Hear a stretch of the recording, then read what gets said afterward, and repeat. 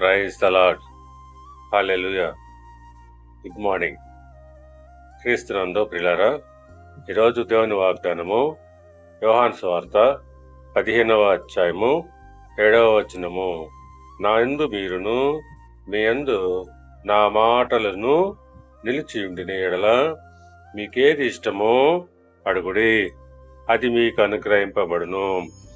ప్రియులారా, ఈ వాక్యము ఒక షరతుతో కూడిన వాగ్దానము. ఆయన అంటున్నాడు, నా యందు మీరును మీ యందు నా మాటలు నిలిచి ఉండాలి. అంటే మనము ఆయనకు విధేయులుగా ఉన్నప్పుడు మనకు ఏది ఇష్టమో అడిగినట్లయితే అది ఆయన అనుగ్రహిస్తాడని చెప్పుచున్నాడు. మత్తయి సువార్త 6వ అధ్యాయము 33వ వచనం ప్రకారంగా, కాబట్టి మీరు ఆయన రాజ్యమును నీతిని మొదట వెతుకుడి, అప్పుడవన్నీ మీకు అనుగ్రహింపబడును.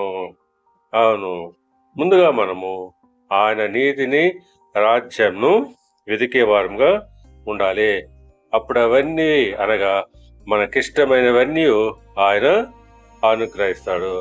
కనుక ప్రియులారా, ముందుగా మనము ఆయనకు విధేయులుగా ఉంటూ మనకిష్టమైనవి అడిగినప్పుడు అప్పుడు ఆయన మనకు వాటిని అనుగ్రహిస్తాడు. దేవుడు మిమ్మల్ని దీవించి ఆశీర్వదించి వర్ధిల్ల చేయనుగాక. ఆమేన్.